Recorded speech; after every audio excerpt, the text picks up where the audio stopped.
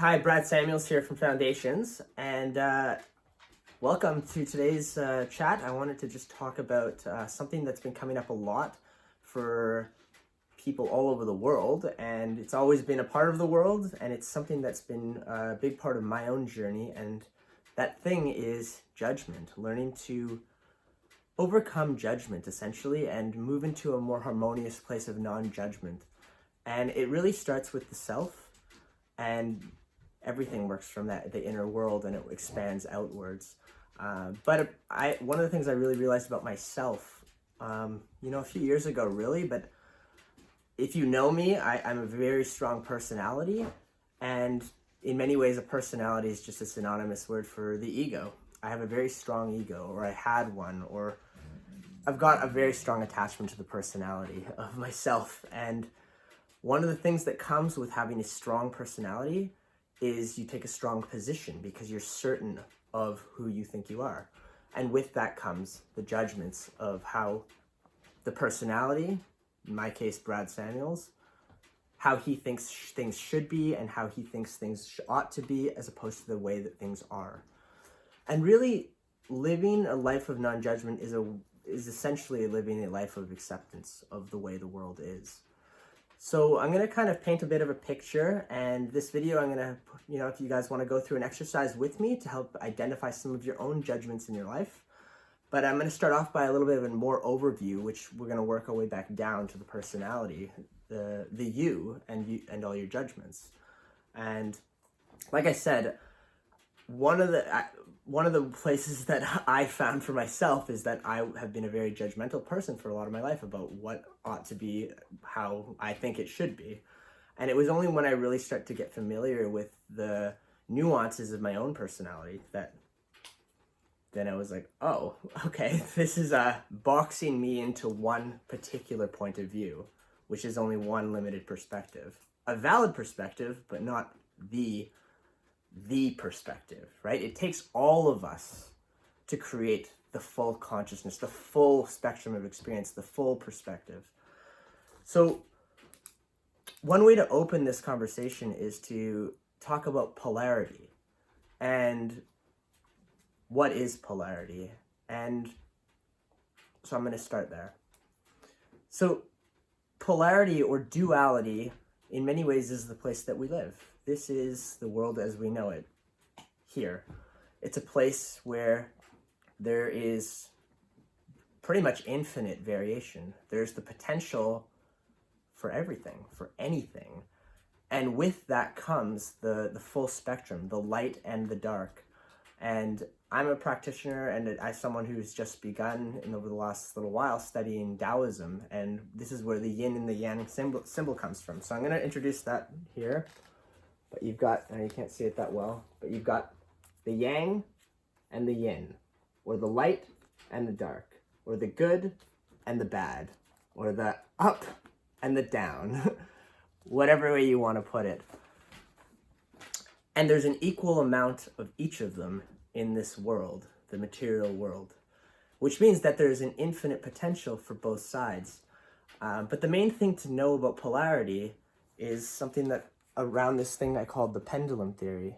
And the pendulum theory basically states that whatever you hate in the world, or the worst things you can possibly imagine about the world, the very fact that that creates itself, so say this is the pendulum, the very fact that there is bad in the world or darkness in the world is the creation simultaneously of its opposite. And that is what judgment and all these other things are all about, is that we cannot have one without the other. Just as we cannot understand the context of light without the darkness, or up or without the down, or being, saying, like I always used to say I'm short, but it's only relative to tall people. It needs that relative context to exist. And you can use this in anything you do. These are all part of one system. So if as someone who teaches business, one of the ones that I often work with is success and rejection, or failure. And the reality is that they're just two sides of the same coin. They're actually, in fact, one.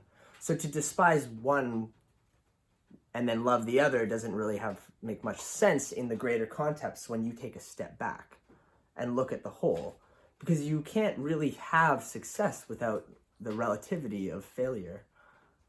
So if you're a business person watching this right now, here's a fun thing I used to do with a lot of my teams when I was just starting in business. We used to do door-to-door sales. And one of the ways that I would have the team rebuild their relationship to failure is that we would award the person who got the most failures would be the same person who would win the award for the evening. Basically, they'd get the prize, because they're the one that are pushing the envelope. The more rejections you go out and get in the world, the more successes you're actually going to get, because it ends up being this numbers game. So if you try and rebuild that relationship and start pushing the envelope on one side of things, you'll simultaneously get more of the other one. So if you want more success in your life, in any given category, just push the pendulum the other way. Push it the other way, and the other one will expand. So if I go out in an evening, knock on 100 doors, or talk to 100 people, I'm going to get more people who say yes, but I'm also going to get way more that say no. And that's okay, because that is how the polarity works. So how do I relate this back to judgment in your life? Let me take a minute to really think through it. Go ahead right now and just think of a moment or something in your life that you really love. Something really good that it's just, this is really good stuff. So take a moment to do that. I'm going to think of one as well.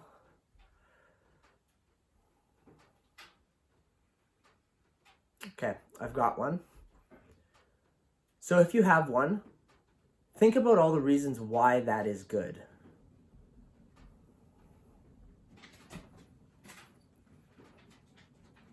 Now, as you do that, as in your mind you think about those things which are good, you are simultaneously potentially creating a judgment on the other side. So in my head, I was thinking being fit and extremely ripped, I guess, that's good. So the potential is that if I don't keep my awareness in check, I might create a judgment that those who are not fit, who don't take care of their body, I have a judgment against that and saying like, oh, that like they're not doing a good job. They're not doing it like I am. And that would just be my own opinion, my own position or perspective. Now, it's true that because there is levels of fitness, that there's also relative to that, there's people who are less fit. That's just the way it is. How I feel about that polarity is something that exists within me. And ultimately, there's nothing wrong with those who are not interested in fitness. There's nothing wrong with having other priorities in your life. There is no reason for me to have a judgment and not just accept the fact that that polarity exists. And in fact, the reason that I can even be fit is only because of the fact that that polarity exists. So I can only take an observational perspective of where I fit into the polarity. In Taoism, essentially the practice, it's the middle path. It's taking a middle path perspective. That's why I don't know if you ever studied Taoism or Buddhism or any of that, it's the middle path of not having an emotion, a strong charge on either side of the polarities. So not saying, oh, like good is definitely better than darkness, because that's not true. You need both. Another good example would be like, love, which is one of the highest frequencies or the overarching frequencies of all things. The way that I learned, the most I've ever learned in my life about love and life was by studying death and going through heartbreak. That sent me into one of the most traumatic periods of my life of just pain and deep disconnection and feeling unworthy and all those things. But on the other side of the polarity, because I really went into a deep, period of darkness, I would say. And I know a lot of people who might be watching this video I'm making right now are potentially in the darkness. You might be in the darkness right now, and you need not judge it. You just have to see it and observe it and watch it, how it feels within yourself. Study it, because it won't last. In fact, I guarantee it won't last. It can't last.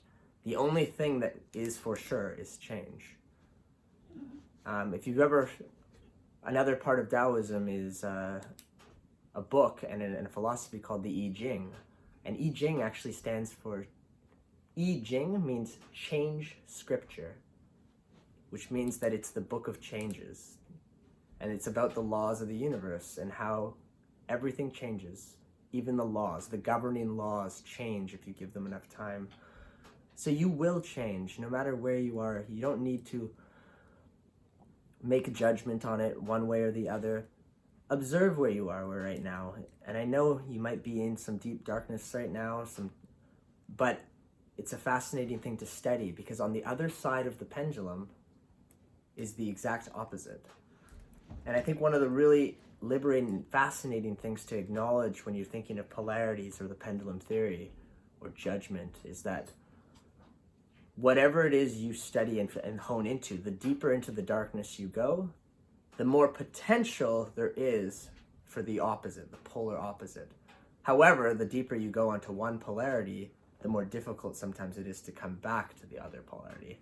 So it's this narrow escape. So it's like, if this is my polarity right here, let's call this one darkness and this one's light, or this one's up and down. Sorry, that's the dog moving the stand. The further I push the darkness on this side, the more it can swing back into the other side when I'm ready to, when my consciousness is ready for the next change. So if you're in a period of difficulty, take great notes, and that might end up being the very thing that you come out of and you know, end up teaching other people. And as for myself, I really try and be very cognizant of the middle path. And the more that I let go of the judgment, the more free I am to experience new things, because I'm not constantly labeling one thing as good and one thing as bad, right? Happiness is good. What does that mean, that sadness is bad? Well, if I want it to be, it will be. But if happiness is good and sadness is bad, then that doesn't allow me a lot of opportunity to feel into sadness when my soul is craving that experience. Because that sadness might be the relative experience that I need in order to understand happiness later in my life, or even maybe later in my day.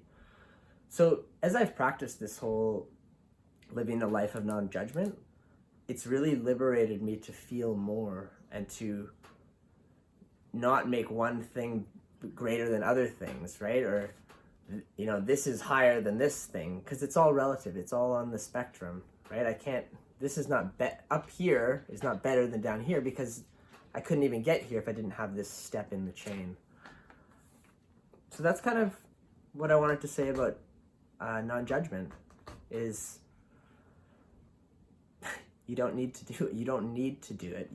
You can just, and if you really just want to identify it within yourself at any given point, just take a quick moment, and you can do it in any topic you want as well. Like, so say I want to figure out the current judgments I have within my heart around, let's say, money, right? Or business, let's say. So I can go, something within myself in this category is really, really good. It's better, or even a better word would be better. It's better. This is the best. And then look at what would the exact opposite of that statement be, and then examine for yourself whether you feel that's a judgment that you have within yourself, and then you can start to work from there. So I hope that helps. Yeah. Have a great day, and hopefully you can live with a little more acceptance in your heart, especially for yourself.